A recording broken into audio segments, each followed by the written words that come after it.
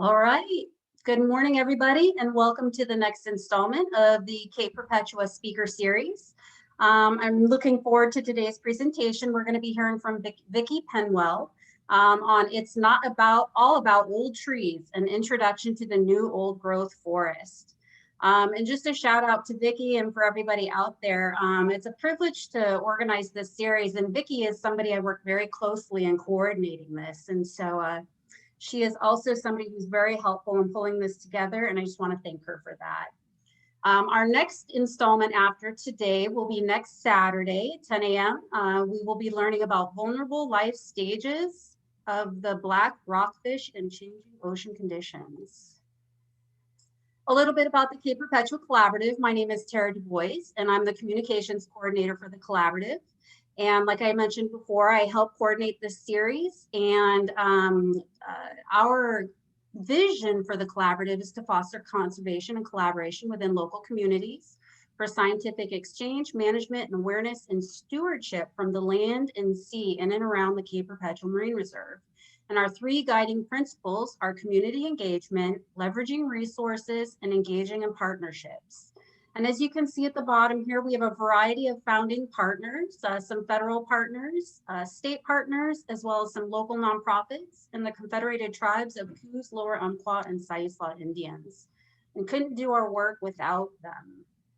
Our focus is around the Cape Perpetua Marine Reserve and the land-sea connection. And as you can see here on the map on the left, in addition to the marine protected areas to the north and south, there's some form of protected waters that stretch between Yachats and Florence. And today's fun fact, I wanted to share a bit about the Cape Perpetua area and the stone shelter. And if you visited this area, you may know this, but it's pretty amazing information. This tower is over 800 feet high on the Pacific Ocean. It's the highest headland and it's the highest viewpoint accessible by car on the Oregon coast. And this shelter was built by the Civilian Conservation Corps. And on a clear day, you can see out over 35 miles on the horizon, like on a beautiful day like this picture shows. It's just amazing. And attached to this shelter is a 26-mile trail system offering you lots of different opportunities to get out in the trees and the forest and get some energy and hiking done. Trails ranging from easy to moderate and maybe even difficult. I'm not sure how they're all rated, but there's a variety of different options if you're in the area. And we do a variety of community science projects at the Cape Perpetua area, as you can see here. Some of them are seasonal, some of them are monthly. And in addition to this speaker series, we also host the Young Scientist webinar series on the second Tuesday, October through April. And you can find out information about all of these events and all of our speaker series and upcoming presentations on our website at capeperpetuacollaborative.org. And just hit the events tab and that will take you to our calendar. And I will always want to encourage you to connect with us on our Facebook page at Cape Perpetua Marine Reserve and our YouTube channel. And now I am excited to introduce Vicki Penwell. She is the director of the Cape Perpetua Visitor Center since 2019 and has worked in the Siuslaw National Forest for over 5 years. Prior to moving to Oregon coast, Vicki lived in interior Alaska for 28 years and was the district interpreter at Wrangell, St. Elias National Park and Preserve. Between her time in Alaska and coming to Oregon, she worked at Rocky Mountain National Park in Colorado and is that supposed to be Arkansas? Arkansas. Oh, Aransas National Wildlife Refuge in Texas. These words always get me. She is a passionate advocate for public lands and increasing people's understanding of them and their desire to conserve them. And her mantra is, "We care for what we love." Vicki lives in Waldport with her dog Woody, and this rest of this is covering my screen. But she can be found at the Visitor Center. It's not currently open now, but when it's open, if you stop in when it reopens, be sure to say hi to her. And with that, Vicki, I'm going to turn it over to you and stop sharing my screen. There you go. And while Vicky's pulling up her presentation, I just want to mention that we will be doing a Q&A at the end of the presentation. So feel free to add your questions to the chat or the Q&A section, and we will get to those at the very end. And this presentation is being recorded, and it will be available on our YouTube channel, typically by Monday afternoon. And with that, Vicki, I'm going to turn it over to you. Thank you for being with us. It's my pleasure. And really, Tara and I have a mutual admiration club going, because I just that the work that Tara does is amazing, and she's so much fun to work with. And yes, Woody and I can be found often at the Driftwood Beach access area. That's one of our favorite places. Yes, yes. Very good. So as we're getting started with this, I do want to make sure that I want to share with you guys that I am a passionate advocate for public lands. I am a self-taught naturalist. So what I'm going to be sharing with you is very much an introduction to some of the new ways that we can look at old growth forest, influenced by my own kind of journey to a greater understanding of this incredible resource that we are so fortunate to have to share with everyone. So, and I'm probably going to have a little bit of the same thing that Tara did with some things being covered up. So hopefully I will work through that. So I think that everybody has heard those cliches like, you know, I can't see the forest for the trees, or does a falling tree make a sound when it hits the floor if there's no one there to see it? And I think that I've been struck by how much these are examples of how poorly we, in a cultural way, understand forests and understand old growth. I hope that we can all learn to embrace the constantly changing nature that is a healthy forest, and appreciate that those falling trees are a good thing. Whether it's a drop of water clinging to moss, or landscape altering windstorms, bright sun shining down on young western hemlock, or a canopy full of unseen arboreal creatures, getting to know the many aspects of this forest are just inspiring and compelling. And we're just going to be taking a look at a very small fraction of what there is to learn about it. Like all good stories, the story I'm going to share with you today is full of drama. There has been a push and pull between the natural state of the forest and our desires to harvest and yet sustain them that will probably go on as long as we have forests. So what we used to see, before we can look at our new vision, I want to take a look back at our old vision, just to kind of understand how far we've come already and the potential for how far we can still go. So our view of these forests has changed dramatically over the past 2 centuries. Our forefathers saw a continent full of endless trees that could be harvested to build and fuel a new country. Old growth was actually considered to be a wasteland, full of decay and rot and very few usable trees. Even Henry David Thoreau viewed the seeming chaos of mid-19th century old growth Maine forests as being full of decaying wood and the spongy moss which fed upon it. In fact, old growth was often used by timbermen as a derogatory term. Forests with old trees were referred to as cellulose cemeteries and were considered a decadent waste of precious resources.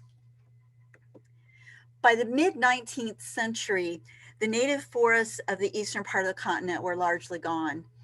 The demands of a growing country led lumbermen to saw and slash their way across New England, the Great Lakes, and the South. The lumbermen left in their wake huge slash piles of unwanted material combined with blowdown and junk trees that led to cataclysmic fires across the Midwest. But some biologists were beginning to understand the crisis that was emerging, not only in terms of biology and in the supply of trees, but what actually was turning out to be a finite resource.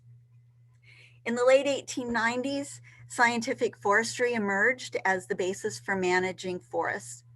Inspired by the German forester Bernhard E. Fernau, Gifford Pinchot, the first chief forester of the United States Forest Service, promoted a philosophy that trees were resources to be managed exactly the same as agriculture. To cut a forest means to plant a new forest, nurture it, and cut it again. It was no accident that Theodore Roosevelt's Forest Service fell under the umbrella of the Department of Agriculture. So as the modern science of forestry at that time emerged, we developed a philosophy that young trees are better than old when we're thinking about commercial, the use of trees, the sustainability of forests, and providing the needs of a nation. So in the early years of the Pacific Northwest tree plantation, young trees grow at an astonishing rate. They can grow up to 5 to even 10 feet a year, depending on the species. In about 80 years, a 1,000-acre stand of Douglas firs can grow from seedling to 5 million board feet of lumber, enough to build 5,000 American homes. So what does a board foot look like? We've got our handy smoky ruler here. We've got 12 inches by 12 inches by about an inch. And I know that sometimes my image goes in and out with the background. So hopefully you were able to see, imagine a ruler 12 inches, then by 12 inches, and then by 1 foot. So imagine 5 million of those. That's a huge amount of timber that grew in just 80 years.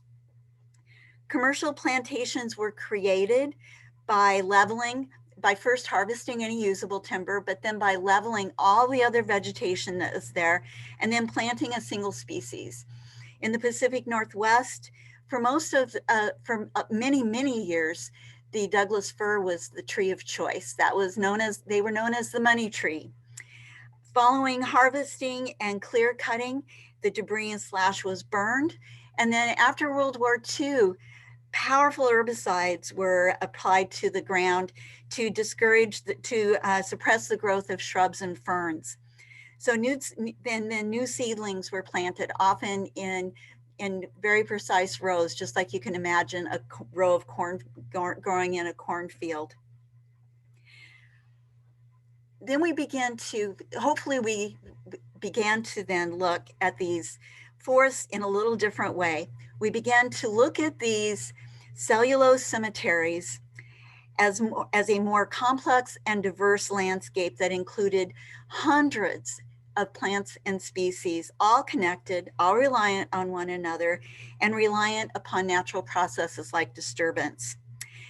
And we can see that there's another type of diversity in addition to just the number of species.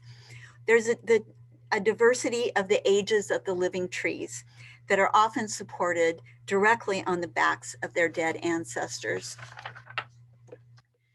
So for any of you that are of a certain age that we won't say for sure, or if you're a longtime resident of the Pacific Northwest, you will remember that in the late 80s, there was a huge controversy brewing about the use of our forests on federal public lands.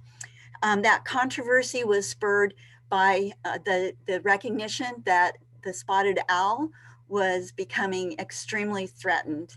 And we realized that the threat was caused by a loss of landscape. Of course, what we didn't realize or didn't actually communicate was that the spotted owl became the poster child for that time, but there were other species that were involved in that loss of habitat for sure. Then the controversy became so fierce that President Clinton and Vice President Gore actually visited the Pacific Northwest led a series of roundtables and discussions. And what emerged from all that in 1994 was the Northwest Forest Plan. And we still operate today under versions of that Northwest Forest Plan. So the 5 key points to that forest plan were, first, to never forget that the human and economic dimensions of the issues. So human beings, the residents of the Pacific Northwest, the residents of these towns and communities that were reliant on the timber industries, this change was at a great cost to those communities. Protecting long-term health of forests, wildlife, and waterways. Can we do both of those things? Focus on scientifically sound, ecologically credible strategies, and go by legally responsible implementation. And then to produce a predictable, sustainable level of timber sales and non-timber resources, and ensure that federal agencies work together. So that kind of is going to lead into thinking about how our Forest Service today in the Pacific Northwest manages resources. That journey, though, was not, as I mentioned, not without growing pains. Our forest supervisor at that time was a man named Jim Furnish. He has published a memoir, and some of you may have seen this. We have it available here at the bookstore, kind of describing how this massive federal bureaucracy was faced with almost a literal turn on a dime change to how resources were managed. This was a bureaucracy that had a pretty single-eyed focus on sustainably harvesting timber. And so that focus changed to restoring and protecting critical habitat while still doing those other things that the Northwest Forest Plan mentions. So one of the quotes that I really like from Jim's book is that we can plant trees, but we can't plant a forest. So today's Siuslaw National Forest is all about restoration, recreation, and partnership. And I think it was a great way to start with Tara's slide, illustrating all the partnerships that the Cape Perpetua Collaborative is involved with. I know I would miss important partners if I tried to list all of the restoration partners that the Forest Service works with today. And the restoration goal of the forest is to return plantation stands, these old Douglas fir, primarily Douglas fir plantation plots, to an old growth character as quickly as possible in an effort to restore critical habitat for threatened and endangered species. So in order to do this, it has developed over time that the best and most effective way is through collaborative conservation. And this has brought together some really interesting partnerships in the local communities, the growth of watershed organizations across the Pacific Northwest, and to learn some different ways of thinking about old growth.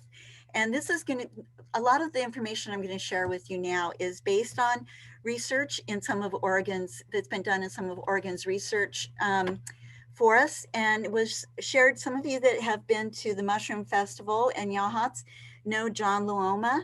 It's based on a book that he wrote, The Hidden Forest, a biography of an ecosystem. So that I highly recommend that book. It's a very readable story about the emergence of some of the science and how things were learned. So we talked a little bit about the diversity of the resource and also considering diversity through time. The forest is a complex landscape, obviously, and it is about relationships and connections and that journey through time. Over the course of this journey, things die, things grow, things leave, other things return. But a great deal of this change is spurred by disturbance, by natural disturbance. Disturbance might be caused by the dramatic demise of a 500-year-old Sitka spruce whose roots have failed, sending it crashing through the canopy and the understory down to the forest floor, where it immediately begins to decompose and return to the community in a different role. I've often imagined what it's going to be like when at some point the giant spruce falls. We'll all be sad to have lost that icon of our forest, but to imagine it going into its next contribution to this place that we love is just kind of mind-boggling to me. But there are other kinds of natural disturbance that might occur on a larger scale. We're seeing landslides this year. We see them every year, but we're seeing some very, very easily seen huge landslides. There could be large windstorms like we had here on Labor Day that snap off trees, clear down all the way to the forest floor, hundreds of acres of trees. It could be fire. And we know that fire is a natural part of of the way that forest disturbance happens. Very misunderstood way that forest disturbance can happen naturally, and a really complicated issue because we all live so close together and in such close proximity to these natural places. But we're beginning to understand that this pattern of disturbance and recovery or succession is the natural state of the forest, and each successional stage lays the biological foundation for the next. So I want to just take a moment to look at some terms that you may, as you're learning about forest succession, some ideas and some terms that will may pop up. So I find that we all struggle with old growth forest. What do we really want to call it? Old growth doesn't really address what we're looking at, does it? It's so much more. So I've heard some people call it an ancient forest, and to me that's the same thing. It just implies old, even though we may mean that it's just a forest that's been around for a long time. And then we've heard people refer to it as natural forest. It might be good if we can just call it a temperate rainforest. But when you're thinking we define natural forest as being, as it applies to any forest, is just a relatively undisturbed landscape large enough to maintain biodiversity. So then what does biodiversity mean? Generally, it refers to the variety and variability of life on Earth. According to the United Nations Environment Program, biodiversity typically measures variation at the genetic, the species, and the ecosystem level. Then another concept that's in there that I really find interesting and like to think about and present programs to visitors about is niche and commensalism. So that's a natural community characterized by a property where species are arranged to coexist in such a way as not to compete with one another for resources. So you can imagine one single tree as being like a high-rise apartment building where maybe the first floor are some commercial properties, some restaurants, some things like that. And then, you've got your kind of your middle level where you might have some offices. And then as you go higher and higher, you might have apartments. And then up at the very top, you might have a patio at the top of the building. With an incredible view out over the city. I think maybe you can imagine a single tree being that way in this wonderful forest. Another term that you'll hear is landscape. We tend to sometimes think of the word landscape when we think of landscaping or what we're doing to our yards, but landscape has another meaning. It combines both the physical origins with the cultural overlay of human presence on the land. So a landscape reflects the synthesis of people and place. I can't tell you how important that is. We are part of these places. And so we can't consider them, I don't think, we can't consider the forest separately from people or people separately from the forest. And that's what that landscape idea begins to get to. And then ecosystem, even though we've been hearing that word for quite a while now, in the 1960s, 50s, and 60s, that was a relatively new area of science, of biology. And it just means to study the relations between organisms and to one another and to their physical surroundings. So the thing that I want to focus on for the rest of the program is what the Forest Service is doing now, and then to take a closer, deeper dive at the new way that we can look at the forest and think about it in terms not of the age of the trees necessarily, but as between big trees, dead trees, and new trees. The tree, as I kind of described in the last slide, is a virtual ecosystem in its own right, cycling its own components through life and death, decay and decomposition, and back into life again. So it's always got a happy ending. I'm an unabashed tree hugger, by the way. So again, old growth just really doesn't capture what we're looking at here, but we know that some of these trees are very, very old. We know that Sitka spruce can live to be over 700 years old. And so even a huge tree that we're looking at, like the pictures down there in the lower left-hand corner, are just middle-aged or just entering middle age at maybe 250 years old. So they're just achieving the most productive prime of life. The other aspect of this is that many of the essential elements of this old growth happen to take place in the canopy of these mature trees. So scientists, but why are these trees so big? That's the number one question people ask. And one of the answers may be, scientists think, that these trees have adopted immensity as an adaptive strategy. So contrary to how many perceive Oregon weather, as you all know who are here right now and who have visited at different seasons, we experience drought conditions during surprisingly sunny and warm summers. And this is during the time when these trees need the most rainfall to support photosynthesis. About 90% of our abundant rain falls during the winter months. So that creates long periods of time that these trees have to be able to survive on very little rainfall. So as John Luoma puts it, you can imagine these gigantic trunks and limbs of trees as the equivalent of an enormous camel's hump. So thinking some more about what happens in the canopy of the forest, there's just so many wonderful stories about the canopy. And there are creatures and plants that never come down to the forest floor, or that survive almost entirely in the forest canopy. And those include things like the spotted owl that relies so much on that red tree vole, or our mysterious, enigmatic marbled murrelet, who uses the tallest portions of the old growth trees to nest in. And then these wonderful, how do these immense trees get enough nitrogen? Well, they support the growth of this fungus, Lobaria oregana, that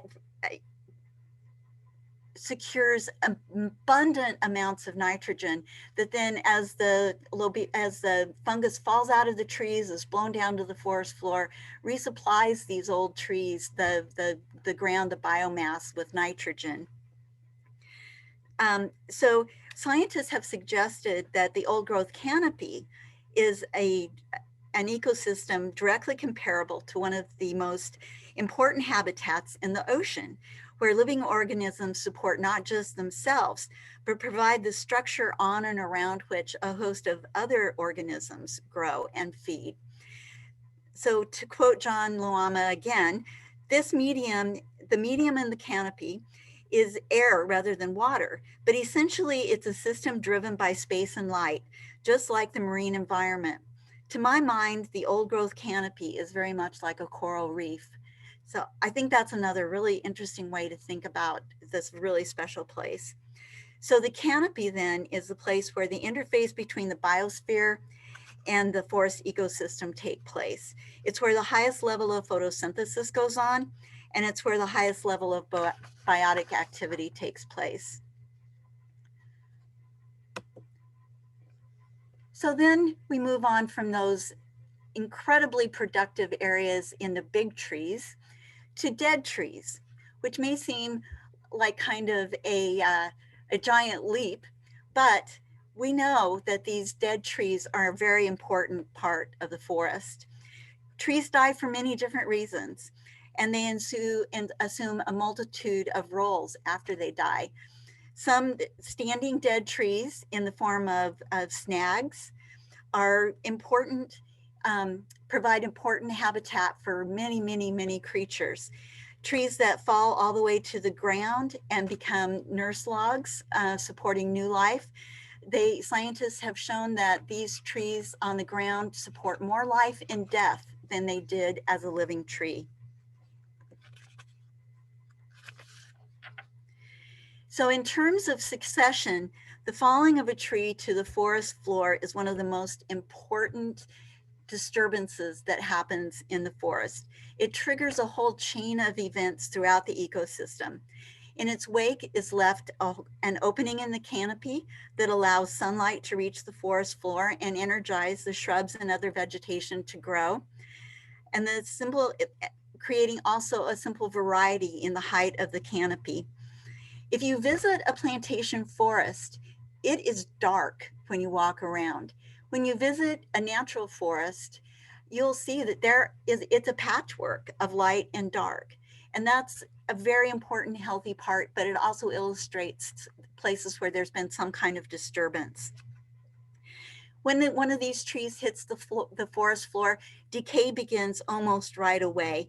One of the first processes that begins is the fermentation of the inner bark. So, there's that kind of iconic, I'll use that word, I can't think of anything else, iconic smell that you associate when you walk around out there in the forest.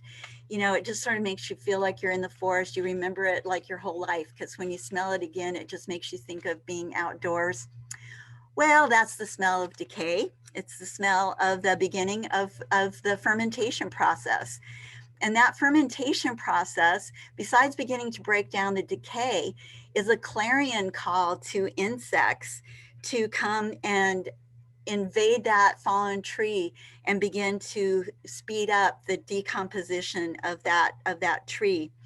And that then begins to create almost like this raised garden bed that's just infused with miracle grow for these seedlings to begin to grow, where a squirrel maybe is eating the seeds out of a cone and leaves them scattered along the length of the tree, and we begin to see hemlocks come up, or red huckleberries come up, all this new growth that's going to come up in this really, really important environment that gives them a head start over other trees. Even these trees that don't become nurse logs and get covered over with moss or other vegetation, they create that kind of undulating forest floor. This creates little microhabitats or microclimates that support an even greater diversity of life. And then we have new trees. So new trees are the beautiful new green growth that we see, that we enjoy, and that we see coming up through the debris of the tree that has fallen to the forest floor. It's sort of our basis for realizing that we've gone through the cycle of life and death and then rebirth in the forest, and to think about sustainability that happens through change and disturbance, and how the forest has become stronger because of it.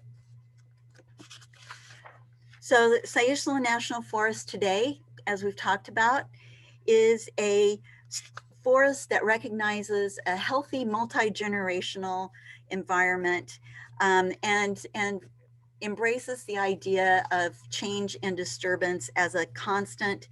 And that idea has had a great influence on our restoration efforts.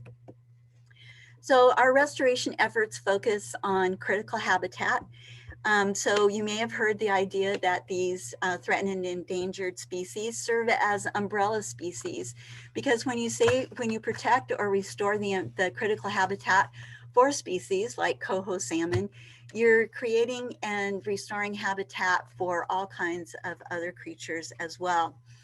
Over the last few years, even since I first created this PowerPoint, the forest here has pioneered efforts at restoration that are based not just on single plots of land here and there or single plantation forests scattered around.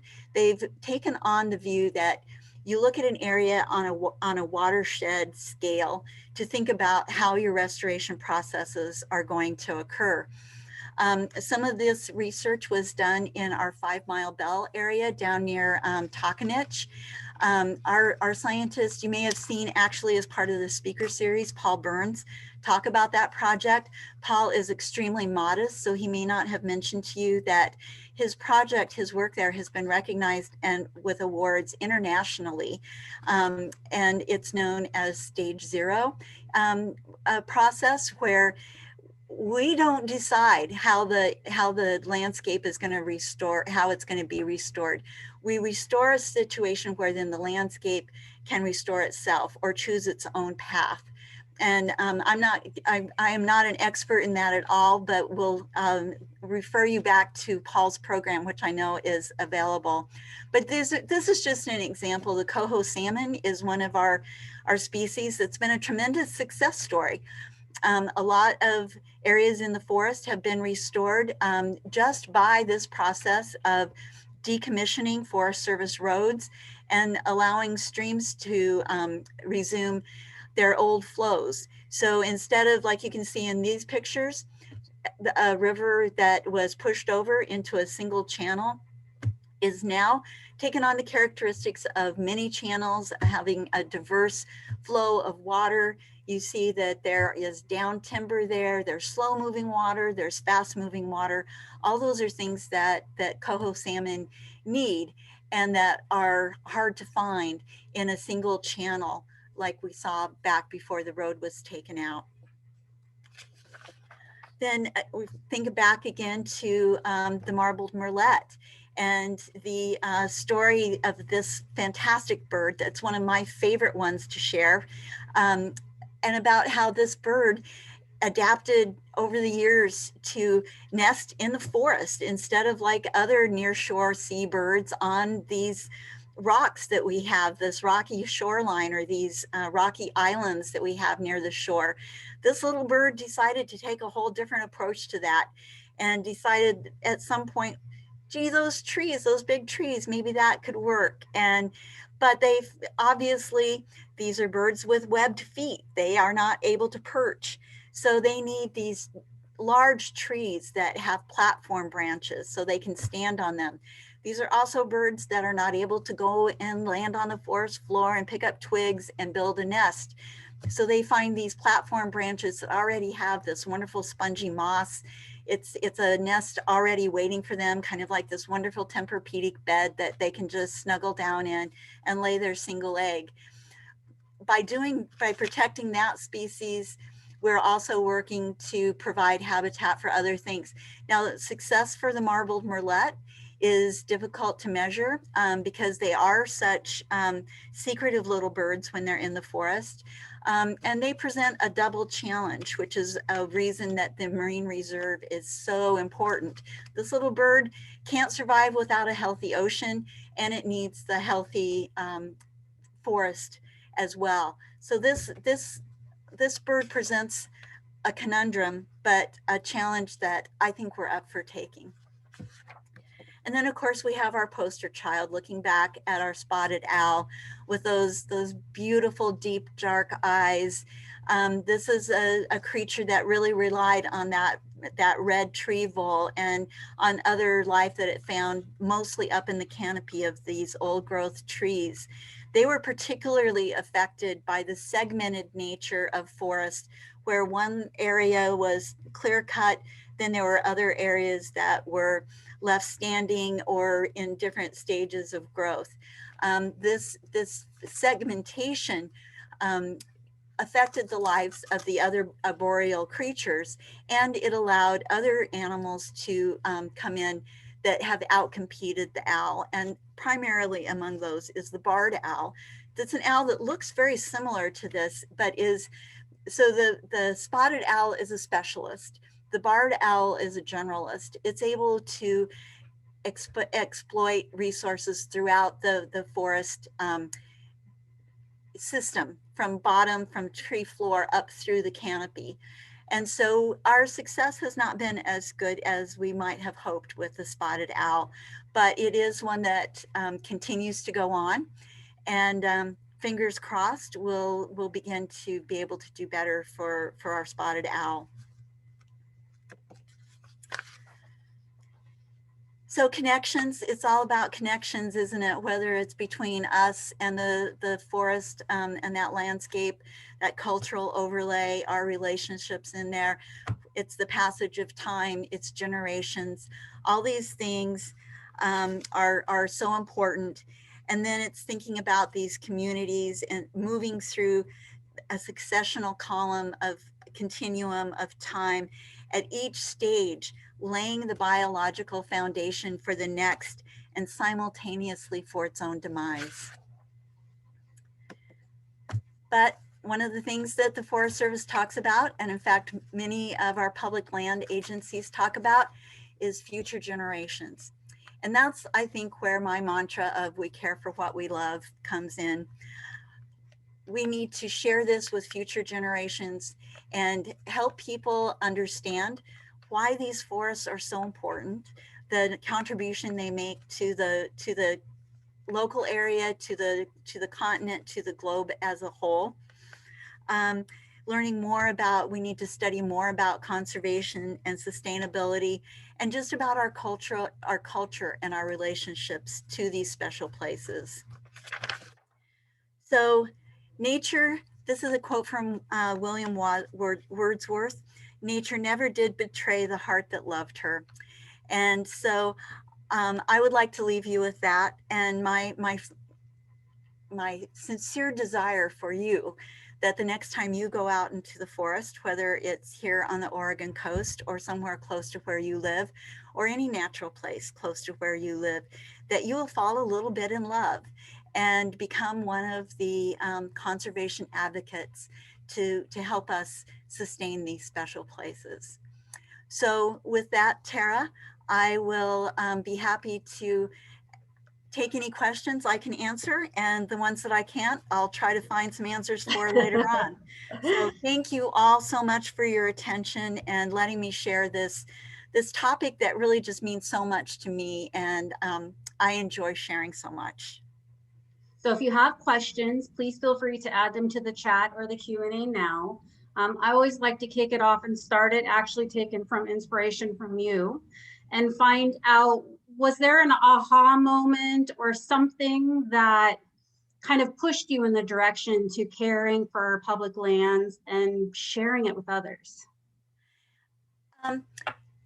Yes, it really happened after I moved to Alaska with a young son, and began enjoying life out on a homestead where we fished for salmon and picked berries and shot moose, and just really had a very close, intimate relationship with the land that we lived on.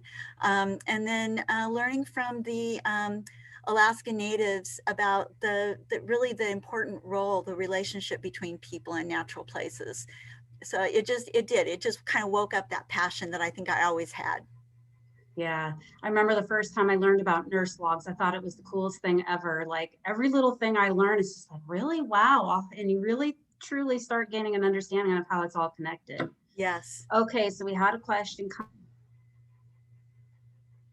in. Let me see here. Are there studies that quantify the relationship between the amount of CO2 captured per year by various tree species and the tree's age or size? And if possible, could you give a reference or two? I'm going to say that I'm pretty sure there are.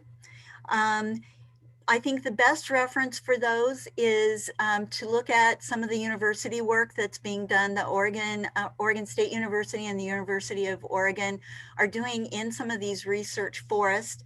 Another book that is out that's fairly new and has some more new science in it is this one called Old Growth in a New World.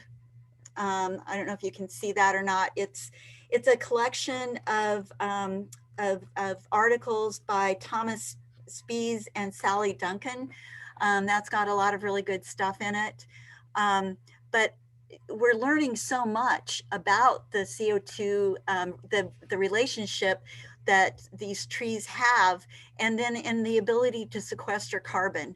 So that's a really good question. I don't know the specific answer to it, but I feel certain that there have been studies about that.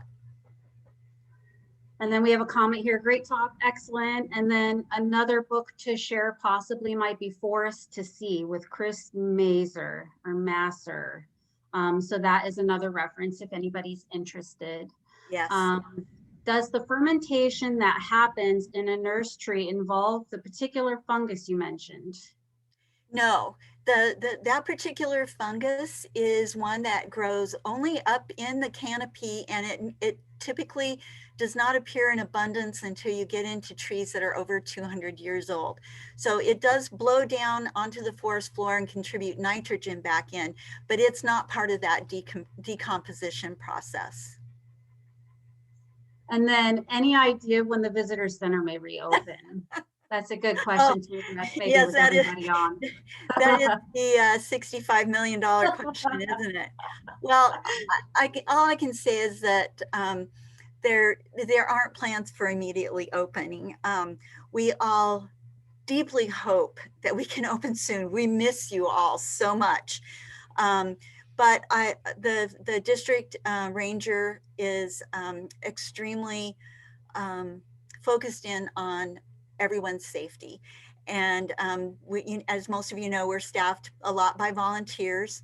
We also are very committed to supporting county and state policy. So while no date has been set, we hope that it will be soon.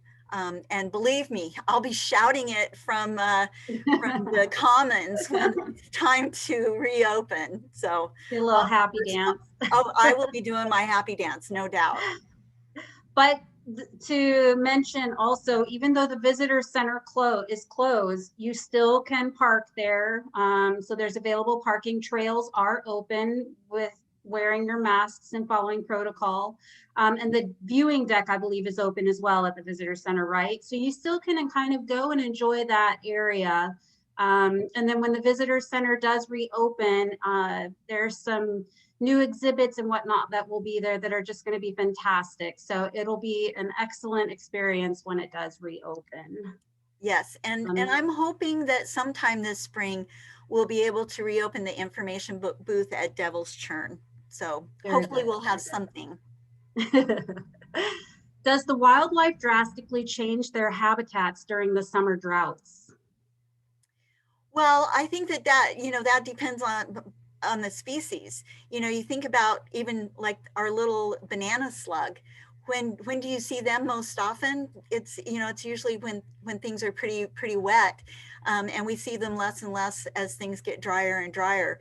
I think that we have observed changes in animal behavior, but this place is a little different than like mountain areas where there's migrations from really different ecological zones. So I do think you see it more in terms of behavior, maybe access to water, things like that, more activity at night or in cooler parts of the day. But yeah, I think that certainly there are changes in animal behavior. Are you already seeing regrowth in Otis where the fire came through in September? And what will be the healthy indicators to look for? In where? Otis. Okay. I'm sure that, yeah, I'm sure they are. And some of those first plants that are going to be coming in are things like alder, things like some of the flowers like fireweed, things like that, that have really prolific seed production, and the seeds that are usually airborne. Those are the kinds of things that begin coming up first. You're going to see that fungus coming up. It's probably going to be fabulous mushroom hunting for a while.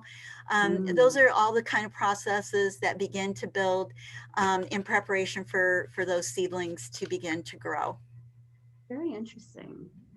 So it doesn't look like we have any other questions, but a couple comments here. Somebody had shared that connectivity between our interior forest patches are critical for multiple species, including the marten, flying squirrel, and NSO, which I don't know what that acronym is. Do you? No, I feel like I probably should. So national, maybe something. So if somebody, whoever shared that, maybe if you can share what NSO means, that'd be awesome. I'd like to learn that. And northern spotted owl. There we go. Thank you. Of course. Several people jumped in on that one. I'm behind the loop. Yeah, appreciate that. Yeah. Well, and Okay. I'll just add that is such a good point, and it's one of the things that being able to do this restoration on federal lands helps address that isn't happening on private land or state land. So it is a critical part of the restoration effort. And one question did just pop up, and I think it's a really good one to cover before we leave. Do you have recommendations for how people can be stewards of our public forests? Leave no trace comes to mind, of course, but I'm curious if there are more formal roles that are available to members of the public that come to mind. Well, absolutely. I think there are. And I think that if you are someone who lives close to a forest and want to become an ambassador for that area, becoming a volunteer, taking groups of kids into the forest, learning things that you can and sharing them with other people is super important. I think that most forests have various volunteer opportunities that might include even some replanting, revegetation type work, or interpretive roles like we have here at the Visitor Center. So absolutely, I really do believe that the most important thing is working with younger generations and inspiring, especially kids from underserved areas and urban areas that maybe just don't, this just seems like a foreign idea, to be out in the woods and figure out ways to share that. Joining organizations like Tara's, like the collaborative, super important. Some forests have friends groups, also super important. So I think that no matter where you are, if that's something that you're interested in, you will be able to find an opportunity. Absolutely. And a couple more questions came in.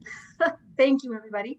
What is the reference for the ecology of an ecosystem? Is that a book that you shared maybe? I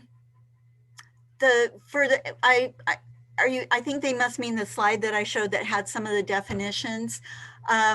If so, that's a definition that I took from some of the from some Forest Service references, and then also some of the references from the Luoma book, because he talks a lot about the study of ecology and how that has changed how we understand forests and other natural systems.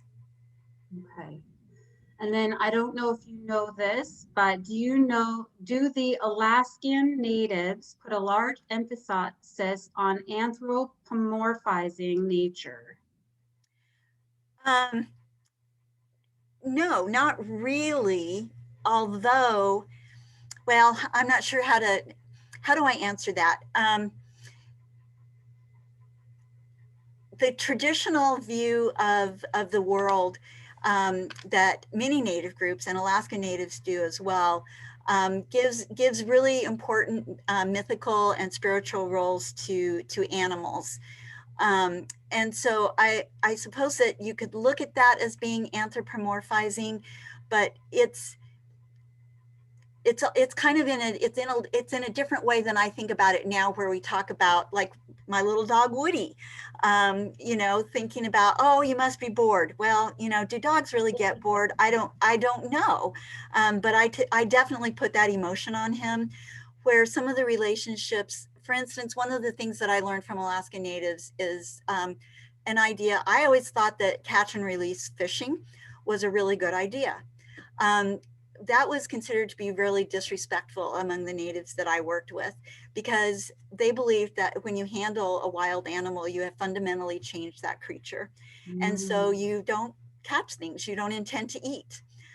So I think that, I don't know if that answers your question exactly, but that's just some of the way that I think about it. Good answer. And then someone jumped on and said some more examples to get engaged would be volunteer on a trails crew. You could adopt a dispersed campground cleanup. Yes. And those are a couple other examples. And then comments, just thank you so much, Vicki, for the great info. Love your passion and our great forests. Oh, that's wonderful. So oh, one more message came in. Let's see here. Oh, yes. Thank you so much. And they hope to see you at the visitor center soon. I hope that as well. Yeah. I hope that as well. And I appreciate all you guys being patient with me through this. I'm a little rusty with presentations, as you might imagine. So I feel lucky that I was asked to talk about something I really love. So thank you all so much. And thank you, Tara. Yeah, thank you so much for being with us, Vicki. I really appreciate it, and hope you guys all have a good day. Yes. Good weekend, actually. It's Saturday. Yes, stay safe out there. Hope to see you at a future presentation. Bye-bye. Goodbye.